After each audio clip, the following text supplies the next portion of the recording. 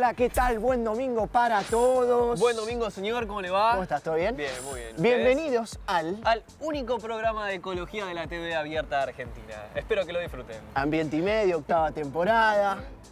Tenés Martín Fierro. Ahí está, por supuesto. ¿Qué Santa Clara, sí. Ahí está. ¿Qué quiere tirar? Muy bien, perfecto. Bueno, ¿todo bien? Bien. Por supuesto que sí. ¿Contento? ¿Programón? Programón como todos los domingos. Perfecto. ¿Querés arrancar a contarme qué tenías vos para hoy? Perfecto. Mira, tengo una entrevista con Fermín Kopp, que es un periodista, en donde hablamos principalmente de cambio climático y de todas estas cosas que solemos hablar todos los domingos en este programa. Y también tengo un informe muy interesante, porque yo sé que estuviste en el lugar que yo estuve para hacer el informe, que se ¿Cuánto trata misterio? de la estación oceánica que está emplazada en este mismo lugar llamado Ecoparque. Disney. Disney. Es lo único que puedo decir, Disney. Perfecto. Gran informe, gran experiencia en la estación oceánica, con juegos de realidad virtual, salas, bueno, un montón de cosas. Es una gran experiencia, la verdad que es una gran experiencia porque yo cuando digo Disney, medio bromeando, de verdad, cuando estás ahí, Nada que estás en los envidiarle. juegos, está bueno, porque está bueno, es una cuestión de realidad virtual que te sumerge, súper inmersivo, súper interesante. A lo que le sumamos, por supuesto, concientización, difusión de la temática ambiental, naturaleza y demás, lo cual lo hace aún más rico. Exactamente. Eso. Bueno, ¿Te parece fantástico, bien? sí, me parece Perfecto. bárbaro. ¿Vos? Me hubiera gustado ir de nuevo, te digo. Podemos ir de visita. Después vamos. Dale.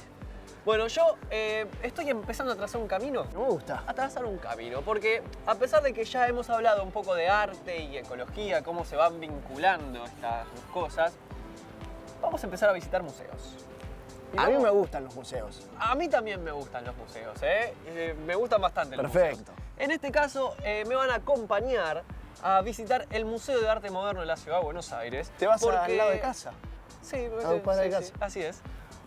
Me van a acompañar a visitar este museo porque se está empezando a volcar a prácticas sustentables. Todo lo que ocurre ahí dentro está empezando a ser más sostenible, más ecológico, y es importante que estos edificios donde uno va a aprender también nos puedan enseñar desde sus prácticas. Museo que está en la avenida San Juan, digo, por eso acabo de decir al lado de mi casa, bueno. en el barrio de San Telmo. Tenemos también un tema de la semana. Por supuesto, como todas las semanas tenemos un informe. Flor de tema. Flor de informe, estamos hablando del transporte en general y de cómo contamina el transporte, ¿no es cierto? Bueno, para que sepan, el transporte es una de las industrias que más contamina a nivel mundial. En Argentina, el 90% de las emisiones de carbono provienen del transporte terrestre, es decir, autos, motos, micros, camiones, colectivos, todo esto que funciona a base de combustibles fósiles. Exactamente, es la actividad humana que más contribuye al calentamiento global, pero también es difícil o tampoco queremos dejar de movernos, porque hay que ir a estudiar, hay que ir a trabajar, hay que ir a ver a un amigo y hay que viajar también, conocer lugares, como lo hacemos nosotros en nuestros viajes con el Ministerio de Turismo en Rutas Naturales Argentinas. El tema es ver cómo, ¿no? ¿Qué huella de carbono genera ese transporte? Es lo que vamos a ver en el informe del día y sobre todo cómo compensarlo y trabajar en pos de mejorar esta situación. Sin ¿Vamos a más, verlo? Vamos a ver el informe. vamos a ver el informe.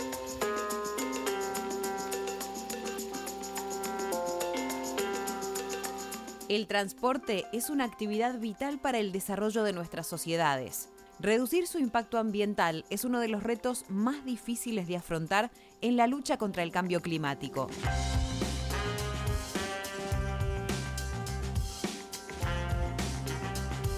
Los medios de transporte que utilizan combustibles fósiles son los mayores emisores de dióxido de carbono. Según el Inventario Nacional de Gases de Efecto Invernadero publicado por el Ministerio de Ambiente de la Nación, en Argentina, el 13,9% de las emisiones totales provienen del transporte. Dentro del sector, los vehículos terrestres representan el 90,9%, los aviones el 3,7%, la navegación 2% y el ferrocarril, que es el medio menos contaminante, un 0,1%.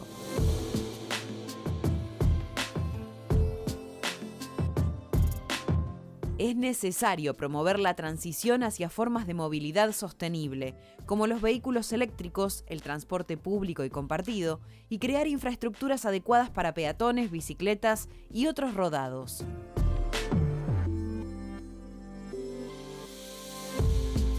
Asimismo, es crucial fomentar la investigación y el desarrollo de combustibles alternativos, como el biocombustible y el hidrógeno verde.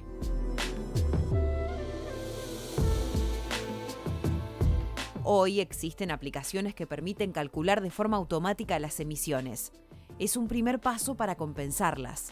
La colaboración entre gobiernos, empresas y ciudadanos es esencial al momento de abordar esta problemática. Implementar cuanto antes medidas adaptadas a nuestra realidad nos permitirá avanzar hacia un sistema de transporte más limpio y sostenible para todos.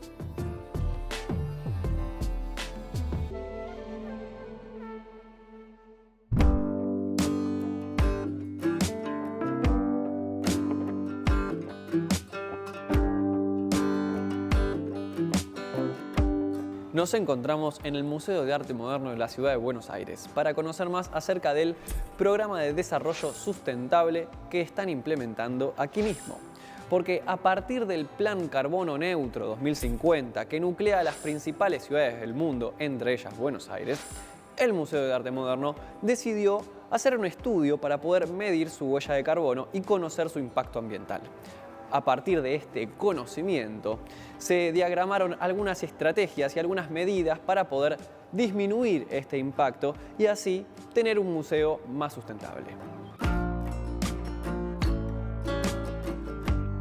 Probablemente pensaron que por estar en un museo iba a hablar de arte, y la respuesta es que sí, pero todavía no.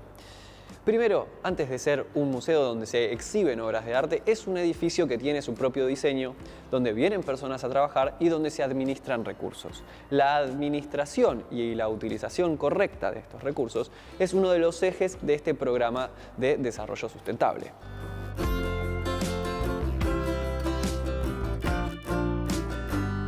Una de las mayores preocupaciones que hay hoy en día es el uso de la energía. Por eso es que se implementó una luminaria LED al 90%, se corrigieron los vidrios, se pusieron vidrios dobles para tener que utilizar menor calefacción o un menor aire acondicionado en verano. En los sectores externos se colocaron macetas, plantas para reducir la temperatura y también paredes verdes. Esto significa maceteros a lo largo y a lo ancho de todo el edificio para también poder reducir la temperatura y que se tenga que utilizar menor aire acondicionado, menor energía para poder refrigerar todas las instalaciones por dentro. Por otra parte, hablando más de una cuestión de comportamiento, de una corrección de comportamiento, si se quisiera decir, se han dispuesto tachos de residuos para poder disponer los residuos de forma diferenciada. Para conocer más acerca de este proyecto, este programa de desarrollo sustentable, estuvimos hablando con una de las personas a cargo de llevarlo adelante para que nos cuente un poco más al respecto y también hablar de arte. Estamos hace ya 2 años trabajando en la medición de la huella de carbono. La huella de carbono del museo se midió en 2020, 2021 y 2022. Dentro de 3 alcances, el alcance 1, 2 y 3, y nos dio una huella de 461 toneladas de carbono equivalentes, que en este momento estamos viendo cómo hacer para reducir y en su momento, si no podemos seguir reduciéndola, mitigar. Nuestro plan se focaliza en 2 ejes, planeta y personas, dentro de 5, que son los que establece el ICOM internacional, que es el Comité Internacional de Museos, y dentro del cual nuestro museo se inscribe y que la verdad que para nosotros es como un norte porque nos ayuda a poder comunicar nuestras acciones más fácilmente. Y todo lo que tiene que ver con el planeta lo trabajamos junto con el departamento educativo, pero también sensibilizando a nuestros equipos y trabajando en todas las mejoras edilicias que son necesarias para poder tener eficiencia energética, separación de residuos, todo lo que es el cuidado del agua, la puesta en valor de lo que significa, digamos, un edificio de la envergadura del Museo de Arte Moderno para lograr que se mantenga con su temperatura y su humedad constantes a lo largo del tiempo. El museo, dentro de todo su plan anual, que este año tiene la gran particularidad que se llama Un río interminable, que para nosotros es muy importante porque le da sentido y núcleo a todo lo que se desarrolla en el museo. Tiene como fuente de contenidos a sus exposiciones, y dentro de cada una de las exposiciones se hablan distintas temáticas. Estamos hoy en una exposición que acabo de inaugurar que se llama A 18 minutos del sol, que es la distancia que recorre la luz entre la Tierra y el Sol y vuelve, por eso se llama así la exposición, que de alguna manera nos permite trasladar los conceptos de sustentabilidad ambiental o de cuidado ambiental desde distintas perspectivas. Ahora sí, vamos a hablar de arte. La sala que tengo a mis espaldas representa 4 zonas: la Patagonia, el litoral, las zonas altas y las bajas del noroeste argentino. En esta sala, en estas zonas, se ven representadas las cosmovisiones de distintas comunidades indígenas. Bien sabemos que estas comunidades, los pueblos originarios, tienen una relación distinta con la naturaleza, tienen una relación más de respeto, al contrario de nosotros viviendo en las grandes urbes, donde es una relación más destructiva que tenemos con el entorno. Entonces, desde el arte se busca sensibilizar al espectador y tratar de que tenga, o de que por lo menos sepa que tenga una relación con la naturaleza que puede ser mejor. En esta otra sala vamos a encontrar obras relacionadas con el universo, con el cosmos. Pero dentro de las obras que hay algunas que utilizan cierto procedimiento particular, como por ejemplo la inclusión de materiales convencionales utilizados para otro tipo de cosas, como puede ser una asadera de hierro.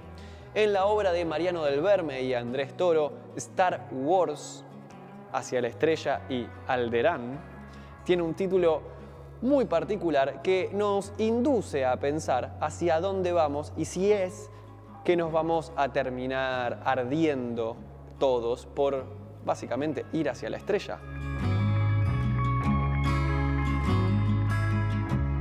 Otra obra es la de Yente, Los niños del futuro, que utiliza telgopor, entre otras cosas, pero está basada en telgopor. Poder recuperar el telgopor, darle vida útil, y no solo vida útil, sino casi vida eterna, ya que es una obra de arte.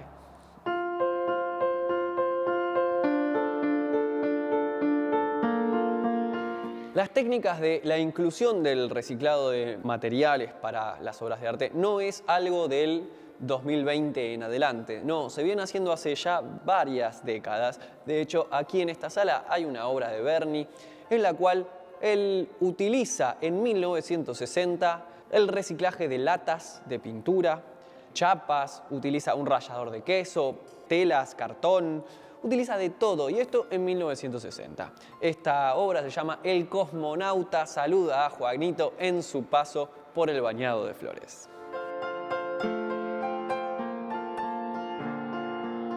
A mi izquierda tengo una obra de Adrián Unger, en la cual, a partir de fotografías satelitales tomadas entre el 2018 y el 2020, decide hacer una gigantografía para poder representar la cantidad de incendios, la cantidad de focos de incendios en los humedales de Argentina, Brasil y Paraguay.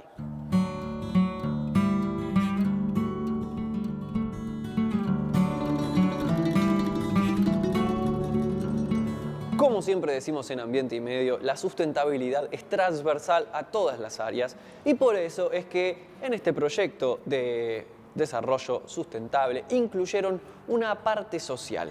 Y para conocerla más estuvimos hablando con Patricia. Vamos a ver qué nos contó.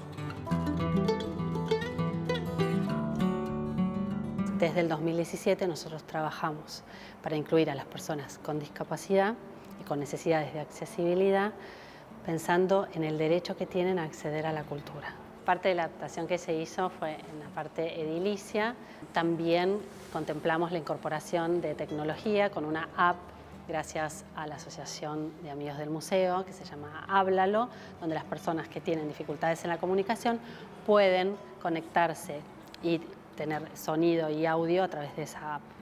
También incorporamos, gracias a la Fundación Nina Wadaer, 6 planos ápticos, 2 por piso, con unos códigos de color y textura para personas con necesidades visuales y táctiles que les permiten orientarse fuera y dentro de las salas de exhibición del museo. Otra de las cosas que incorporamos fue una sala táctil dentro de la sala de educación que consta de 3 reproducciones en 3D donadas también por la Fundación Nina Wadaer y una reproducción realizada por el Departamento de Restauración del museo. La idea es que esas obras puedan ser tocadas por todos los visitantes y que puedan dimensionar cómo es esa obra en realidad. No tienen la misma escala porque se dificulta, digamos, la percepción, pero la idea es que cualquier persona pueda ir a esa sala y utilizar todo lo que es sensorial y auditivo. Vamos a incorporar audiodescripciones, cédulas en braille y la posibilidad de tocar obras todas las edades. Entonces tratamos de ofrecer talleres y actividades que contemplen el cruce entre arte y ecología. Vamos a tener un taller en Rodrigo Bueno que se llama 3 Ecologías. Se trabaja un poco el tema de las huertas, la percepción de la influencia del hombre en el medio ambiente a través de actividades artísticas, donde invitamos a artistas a participar de estas actividades en poblaciones, en zonas vulnerables, para colaborar con el acceso a la cultura que potenciamos desde el museo.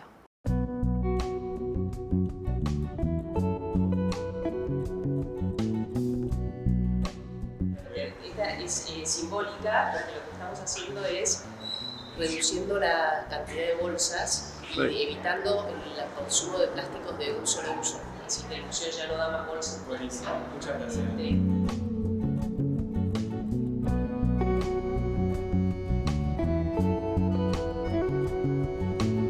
Por último, para finalizar nuestro recorrido, tenemos atrás mío una última sala en el museo donde se está montando una exposición que se llama Manifiesto Verde, en la cual se trata de representar el antagonismo entre naturaleza y civilización.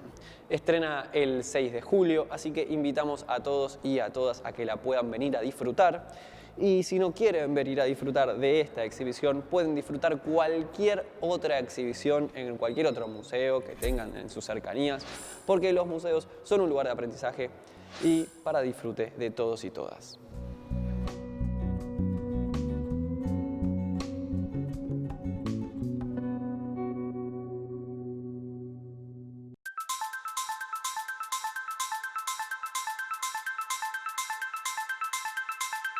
Fermín Kopp es periodista, magíster en ambiente y desarrollo, especialista en cambio climático.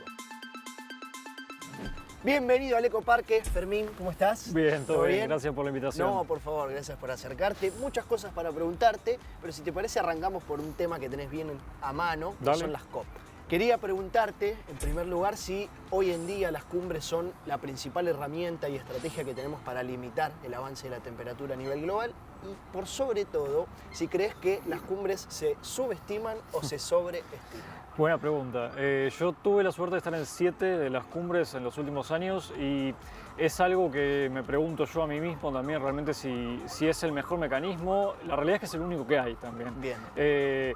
Es el mecanismo que dio lugar al protocolo de Kioto, que es claramente exitoso, permitió cerrar el agujero de ozono, y es el mecanismo que ahora dio lugar al Acuerdo de París 2015, en el que todos los países se comprometen a reducir emisiones de gases de efecto invernadero, tanto países desarrollados como países en vías de desarrollo, que fue un paso enorme. Antes estábamos en un esquema que era solo países desarrollados, ahora todos contribuyendo a la misma meta. Y a ver, claramente falta en términos de ambición, pero los mecanismos de negociación internacionales es realmente la única forma que hay para llegar a estos consensos, porque la palabra clave ahí es consenso. Esos acuerdos entre países son realmente muy difíciles. Yo estando ahí en esas conferencias he visto a los negociadores de los países, en general son delegaciones de países que viajan, un grupo de 15 o 20 personas por país aproximadamente, son conferencias de 40.000 personas, realmente muy grandes en tamaño, y cada país llega con su propio punto de vista, su mirada, su propia interpretación y sus necesidades ante la crisis climática. Y es lógico que haya choques, que haya roces, y es realmente un paso paso enorme haber llegado a ese acuerdo en el 2015, pero todavía falta un montón y realmente el tiempo es corto también. Y de cara a la COP28, ¿qué expectativas tenés? Y fundamentalmente, sí, en todo esto que decís, ¿crees que deberían repensarse las cumbres y cómo? Creo que es bueno plantearse la posibilidad de repensarlo. Vamos para atrás un segundo, digamos. El cambio climático, la cumbre de cambio climático surge con la cumbre de desertificación y la cumbre de biodiversidad, los tres grandes temas para la ONU, en la cumbre de Río, una de las cumbres famosas de ambiente, pero se crean las tres separadas. Y yo he tenido la oportunidad de hablar con diferentes personas que me plantean, bueno, ¿por qué no ver de juntarlos? Porque realmente todo forma parte de lo mismo. Claro. Biodiversidad, cambio climático, desertificación, son los mismos temas, océanos hoy, que también plásticos, que ahora se está negociando un tratado, entra todo de la misma conversación, pero está muy fragmentado. Y es cierto que el cambio climático está mucho más en agenda, más en discusión, los países se involucran más y los otros temas medio que aparecen más rezagados. Y capaz al incorporarlos y trabajarlos juntos, bueno, podría plantearse, pero son en discusiones enormes y son planteos también en el mundo de Naciones Unidas, que también es complejo plantear algo así, pero realmente sería interesante porque realmente a veces los temas de biodiversidad, que yo también he tenido la oportunidad de estar en las conferencias de biodiversidad de la ONU, es mucha menos gente, menos atención, menos prensa también, y realmente no tiene por qué ser solo cambio climático. Y ahora sí, como decís vos, vamos camino a la COP28 en diciembre, los Emiratos Árabes Unidos, un país un poco raro para ser sede de una COP, por lo que significa en petróleo. Claro. Es uno de los principales productores, exportadores de petróleo. Las personas que están a cargo de la COP, de hecho, son personas involucradas en empresas petroleras, por lo que es bastante extraño. Pero a ver, pensémoslo del otro lado también, porque a ver, el mundo de combustibles fósiles tiene que estar en la conversación, digamos, porque son ellos los principales impulsores de las emisiones de gases de efecto invernadero. El sector de energía es uno de los principales que mueve lo que ha pasado con la suba de temperatura y son ellos los que tienen que transicionar hacia otro sector. Vemos hoy empresas petroleras que se transforman en empresas energéticas en vez de petróleo y energía, en ese paso de energías renovables, solar, eólica. Pero bueno, sigue siendo un poco chocante el hecho de que un país sede de una conferencia de cambio climático tenga tanto peso con combustibles fósiles.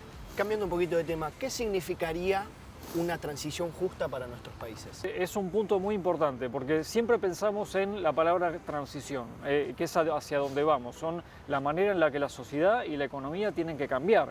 Porque esto implica cambiar la manera que nos alimentamos, que nos transportamos, la manera que generamos y usamos energía. Todo esto tiene que cambiar radicalmente para lograr esas metas que hablábamos antes del Acuerdo de París de cambio climático de los 2 grados. Pero no es fácil, porque son, especialmente para los países en vías de desarrollo, pues son economías y sociedades con múltiples dificultades y tensiones. Argentina con niveles de pobreza muy altos, dificultades económicas. ¿Cómo pasar entonces de esos cambios tan grandes? Y entonces ahí aparece la palabra justo, el hecho de pensar, bueno, ¿cómo se van a hacer esas transiciones? ¿Quiénes van a formar parte de esas discusiones? ¿Y cómo se van a ver afectados sectores de la economía y de la sociedad que van a tener que cambiar? Y esto es, por ejemplo, petróleo, gas, carbón, sectores que capaz en el corto plazo funcionan, pero en el mediano plazo no van a tener que estar más si queremos cumplir esas metas de cambio climático. Entonces, ¿qué va a pasar con todos esos trabajadores de ese sector, por ejemplo? Entonces, ahí está ese concepto de transición justa, que es un concepto originalmente muy asociado a los sindicatos, pero que lo toma mucho el movimiento ambiental, porque a partir del cambio climático, porque son tan grandes las transformaciones que se tienen que dar, pensar, bueno, ¿cómo las vamos a hacer? Y ahí aparece la idea de que estén todos adentro, que nadie se quede afuera. Post cumbres, volviendo a las cumbres, uno tiene la sensación de que frente a los acuerdos, luego de esos acuerdos, los gobiernos no ejecutan. ¿Cómo podemos identificar el greenwashing en el discurso político? Bueno, la palabra greenwashing tomó mucho peso en los últimos años, tanto del lado de empresas como del lado de gobiernos, justamente a partir de, bueno, un crecimiento de la agenda ambiental, de la agenda climática y muchos gobiernos y muchas empresas empezando a tomar acción pero si miramos el hilo fino, nos metemos ahí específicamente en esos planes, ahí es donde aparecen los problemas. Porque realmente hay planes que es anuncio de lo mismo que ya estaba antes, o cosas que realmente no tienen un peso suficiente como para ser catalogado como un plan ambiental. Es decir, en el término de hecho surge de cuando pensemos en los hoteles, cuando vamos de vacaciones, cuando nos dicen que dejemos la toalla colgada para no lavarla, para una manera de evitar emisiones y uso de agua. Sí. En realidad era todo bastante falso, entonces de ahí aparece la palabra, pero hoy tiene una connotación enorme, muy relacionado al sector de combustibles fósiles también, y muy relacionado a los planes de gobierno, pues como decís vos, pasamos de la cumbre donde es todo espectacular, todo brillante, y hay mucho también greenwashing en las cumbres, recordemos también, porque es estar ahí y es las empresas y los gobiernos mostrando lo fantástico que son, y realmente no es así, claro. Porque es mucho show, esas las conferencias de cambio climático también. Hay negociaciones, sí, y hay que tenerlas, pero también es show, y ese show después se traslada a los países y a las empresas en territorio, y nosotros como ciudadanos, y en mi caso como comunicador, es también tener un ojo crítico para ver realmente qué hay ahí en ese plan. Y hoy el acceso a la información nos lo permite para informarme, realmente hay herramientas para poder meternos en esos planes y ver qué está bien y qué está mal. Dicen que los tiempos de la televisión son tiranos, en este caso son inamovibles. Tenemos que ir a una pausa y volvemos un ratito. Claro. Seguimos con más Ambiente y Medio.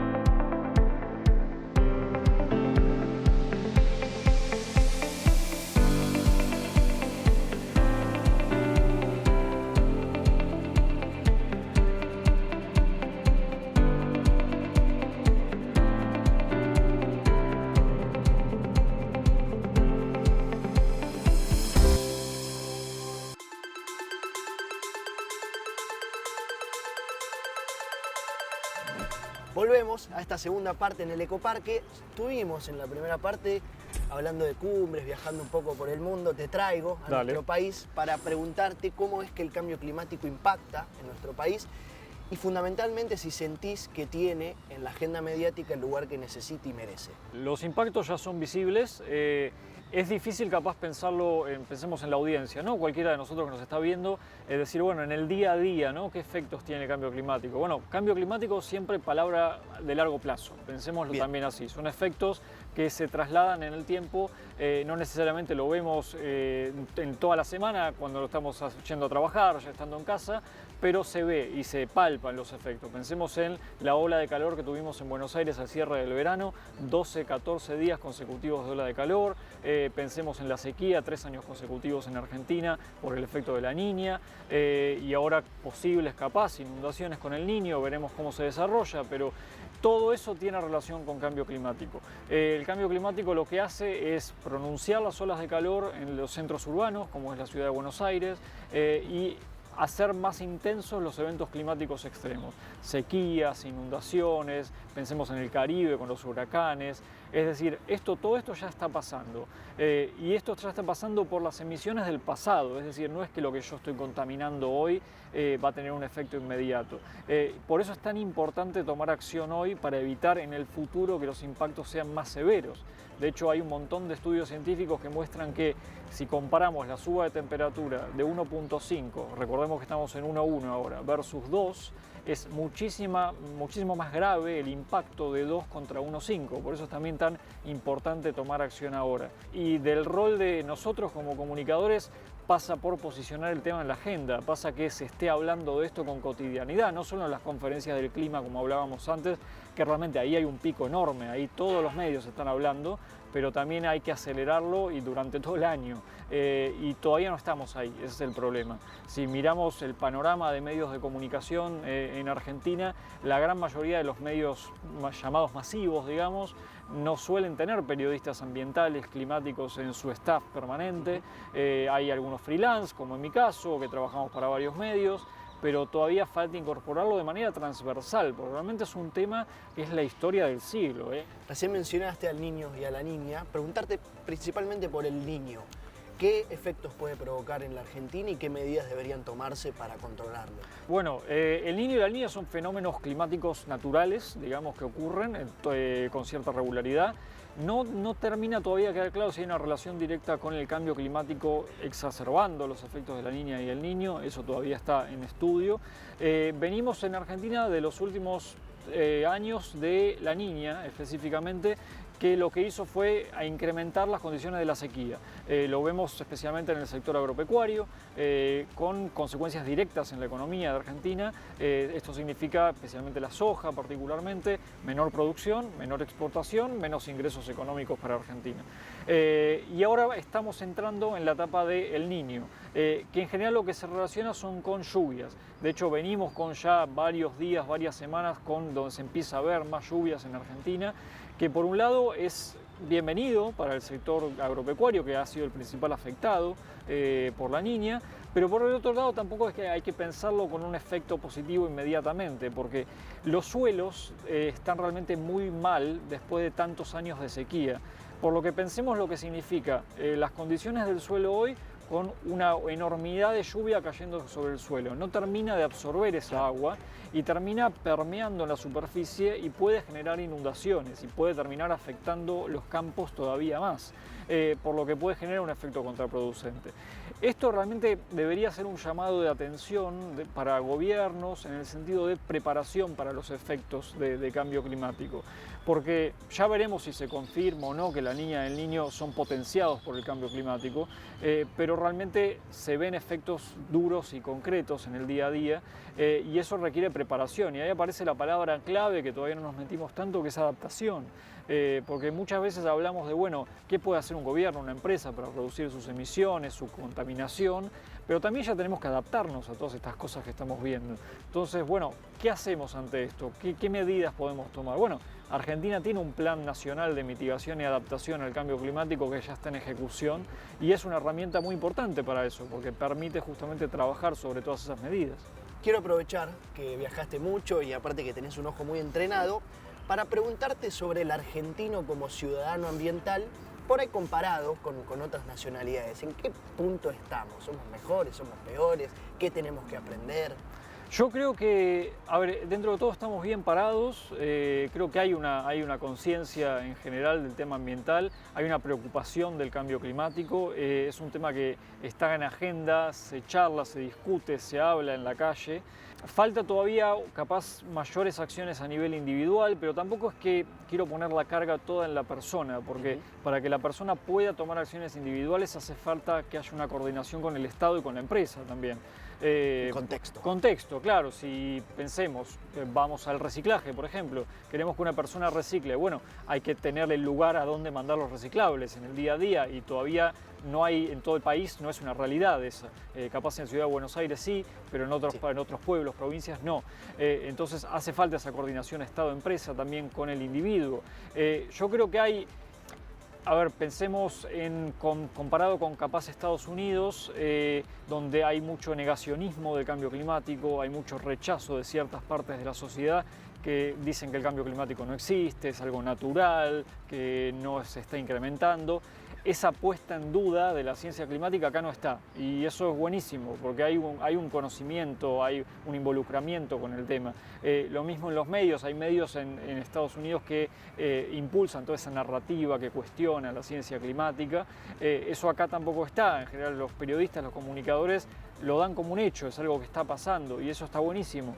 Y también pensemos que realmente las acciones individuales suman y contribuyen, pero el que tiene que hacer el mayor esfuerzo acá es la empresa y el gobierno, por el peso de las emisiones. Entonces hay cosas que podemos hacer a nivel individual, pero también a nivel individual somos nosotros los que tenemos que pedirles acción al Estado y a la empresa. Somos nosotros los que tenemos que tener la fuerza de ese reclamo para involucrarnos, porque si no estamos presentes en el debate público sobre el tema, entonces no hay nadie haciéndole esa presión al gobierno, a la empresa sobre lo que tiene que hacer. No podrás salvarte de nuestros desafíos finales. Dale.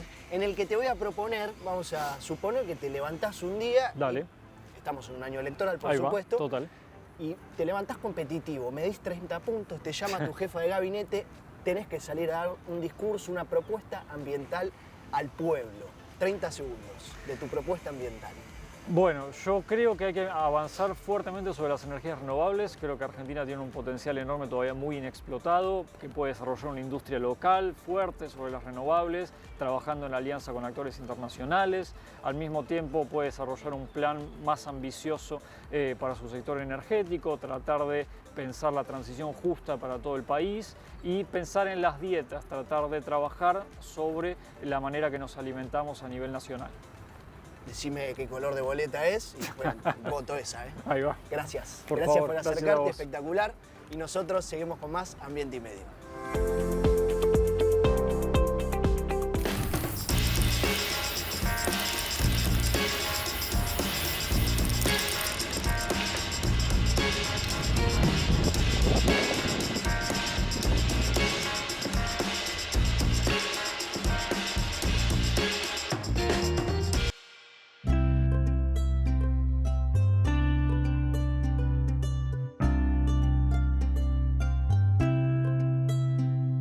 Como bien adelantamos al inicio del programa, hoy transmitimos directamente desde el Ecoparque. No solamente la apertura, sino también este informe, porque los invito conmigo a adentrarnos, a zambullirnos y conocer una experiencia distinta, didáctica, moderna, que tiene que ver con un parque temático que se encuentra dentro del Ecoparque de la Ciudad de Buenos Aires, que antes se llamaba Estación Submarina porque solo trataba cuestiones ligadas al mundo marino.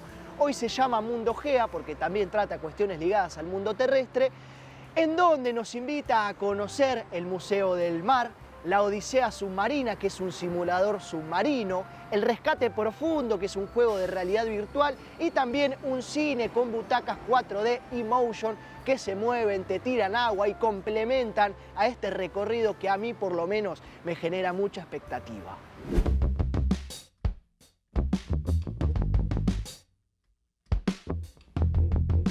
Mundo Gea es un parque tecnológico de entretenimiento educativo que nació acompañando la transformación del zoológico en Ecoparque hace un par de años. Y nuestro proyecto empieza con la refuncionalización de edificios patrimoniales de finales de 1800, que son los edificios donde en el zoológico antes estaban los animales, y lo que hacemos es transformarlos en centros de entretenimiento educativo.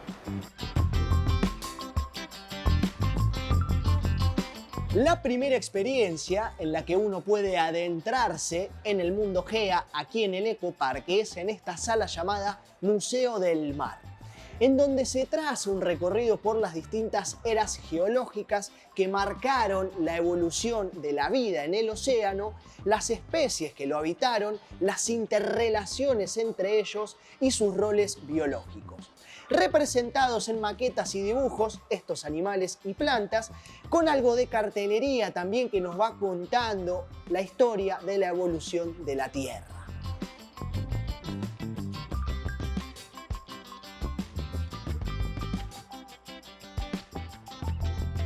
Pero además de la cartelería que nos nutre y nos enseña, tenemos por supuesto bajadas de línea, en donde nos habla también de programas de conservación de animales, nos habla por supuesto de hidrocarburos, dejando un dato complicado, que es que hay un derrame de petróleo cada 50 días, cómo no hablar de plásticos, qué tema el plástico, existen islas de plástico 4000 veces más grandes que nuestra capital federal, y por supuesto también se habla de la sobrepesca, dejando un dato que yo no tenía, interesante, que es que cada año los mares pierden 100 millones de tiburones. El transbordador T-08 está próximo a llegar a puerta del parque número 2.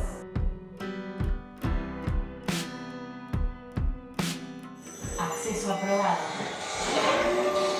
T-08, próximo a intersección de rieles. Liberando represa de agua. Inmersión en curso.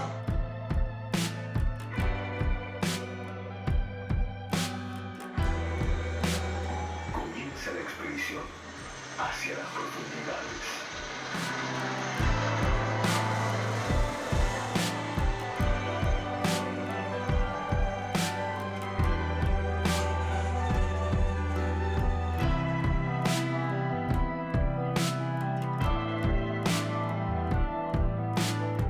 Odisea submarina cumple con todos los requisitos de una palabra que ya sé que usé, pero elijo repetir: experiencia. Se trata de una simulación con tecnología Emotion, en donde primero vas en un transbordador hacia un submarino y de repente sos vos adentro de un submarino en el fondo del océano navegando entre cachalotes, calamares gigantes y cosas espectaculares. Está tremendamente bien logrado, uso y recomiendo esta actividad espectacular, una maravilla.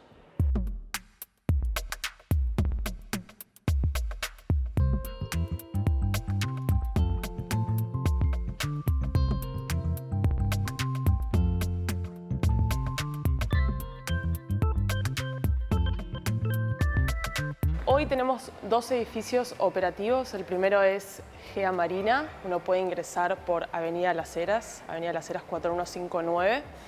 Y en GEA Marina el foco está puesto en el elemento agua. Hoy contamos con nuestro Museo del Mar, que es donde estamos en este momento. La otra ala del edificio tenemos juegos de realidad virtual. Tenemos una sala de conferencias que se llama Ballena Franca. La idea de ese espacio es poder intercambiar con empresas que hacen proyectos de responsabilidad social. Armamos eventos también de arte, en donde el año pasado participamos, por ejemplo, de la Noche de los Museos. Llamamos a artistas argentinos que con su arte transmiten un mensaje también sobre la conservación, sobre el cuidado de las especies. Y después, la parte que más me gusta a mí es el simulador. Se llama Odisea Submarina. Es un simulador de gran realismo con una tecnología que se llama Emotion. Y básicamente uno hace un recorrido en submarino por el mar argentino, viendo en las diferentes etapas y a través de efectos especiales, luz, sonido, movimiento, las especies que viven en el mar argentino y sus relaciones. Nuestro objetivo en Mundo GEA es poder ayudar a que podamos ver el impacto que tienen nuestras acciones en la salud de nuestro planeta, y la idea es hacerlo un poco más abordable a través del entretenimiento, ¿no? Y poder llegar a gente de todas las edades. Acá recibimos muchas familias, muchos chicos. A veces la información para un chico es mucho más disfrutable si es a través de la diversión y el entretenimiento. Y creo que es algo que se viene dando en distintas partes del mundo también, poder educar a través de lo lúdico.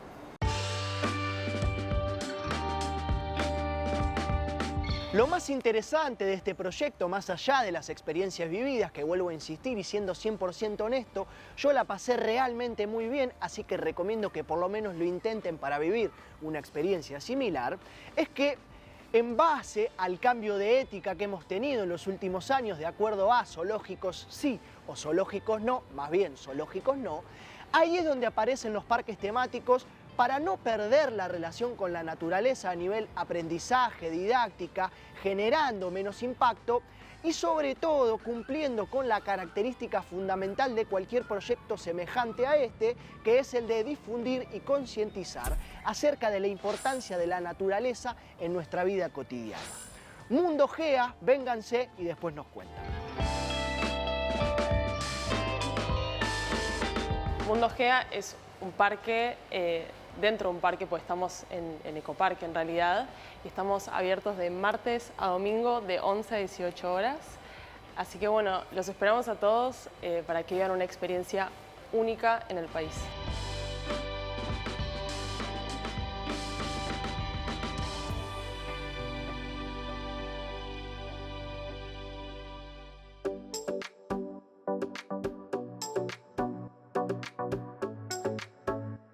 ¿Vieron la película Inception, donde te terminan contando el sueño que ocurre adentro del sueño de una persona que está soñando? Bueno, en el día de hoy les quiero recomendar un documental que nos va a contar la historia de un documentalista. La película se llama La sal de la tierra y vamos a seguir al fotógrafo, al maravilloso fotógrafo Sebastião Salgado, que dedicó su vida a viajar a través de los continentes, registrando el paso del tiempo en la humanidad, cómo siempre va cambiando, y por supuesto ha podido registrar acontecimientos históricos como los conflictos internacionales, como hambre o éxodos de personas. probablemente durante toda la primera parte nos sintamos con una especie de desazón, como un poco preocupados por el camino que está tomando el ser humano.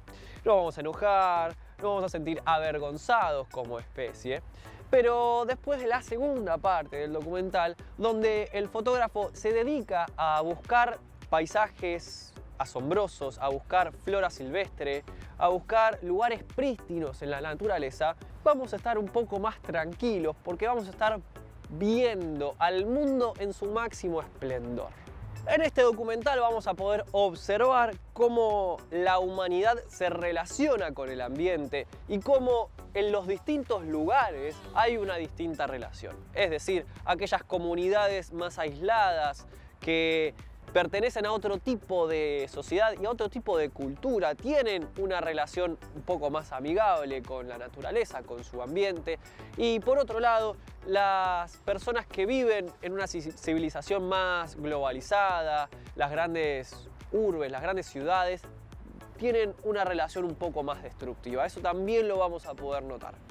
Así que ya saben, es un buen plan primero conocer a este gran fotógrafo, Sebastián Salgado, y después poder ver este documental, La sal de la tierra. Y antes de que me olvide, escuchá una cosita. Seguinos en las redes sociales, @Fundación Ambiente y Medio. Si querés volver a ver los programas, lo podés volver a hacer en nuestro canal de YouTube. Tenés los programas enteros, tenés los informes por separado, tenés todo espectacular dividido ahí, tuki tuki. Suscríbete a nuestro canal de YouTube, activa la campanita, porque nosotros hacemos contenido ambiental para todos y todas ustedes. Ahora sí, nos vemos la próxima.